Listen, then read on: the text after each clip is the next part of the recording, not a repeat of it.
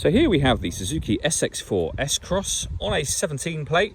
I'm going to start off by showing you around the outside of the car, and then we'll hop in and run through some controls on the inside. But from the outside, you can see it's a 5-door car with alloy wheels and tinted windows. Let's start off inside the boot and then work our way around the rest of the car from there. As we approach the boot, you can see we have reversing sensors, plenty of boot space as well, along with that 60/40 split folding rear seat. And then underneath this tray section, even more space should you need it.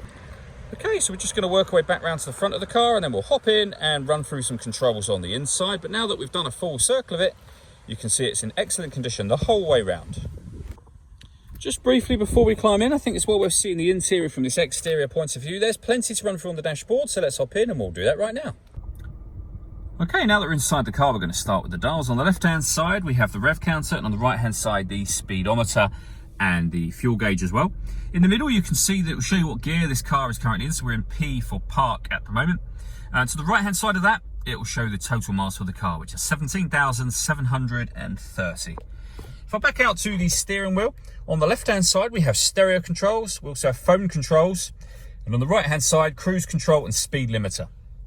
Just behind the steering wheel, we have the minus paddle and the plus paddle. That is so that you can change gear manually on this automatic gearbox.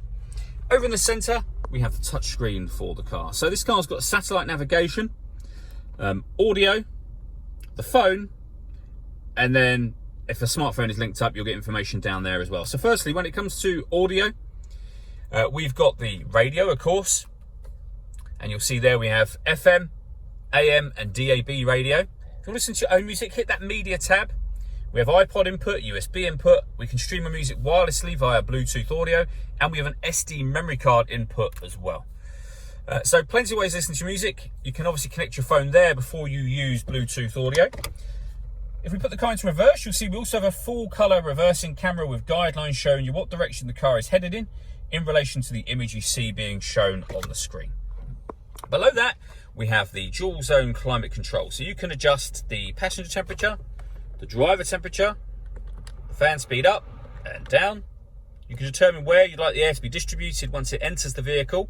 When you're happy with those settings, that button turns the air conditioning off in this case, or back on again. Or you can hit auto, and the car will take control of the direction of the air and the fan speed to maintain these temperatures. You can override that simply by readjusting the fans. We have a 12-volt charging socket underneath that, and then the gear lever for the fully automatic gearbox. All that leaves me to say is thank you for taking the time to watch this video. If you'd like to come and see the car in person and have a test drive, please feel free to call any of our MJA sites. We'd love to hear from you soon.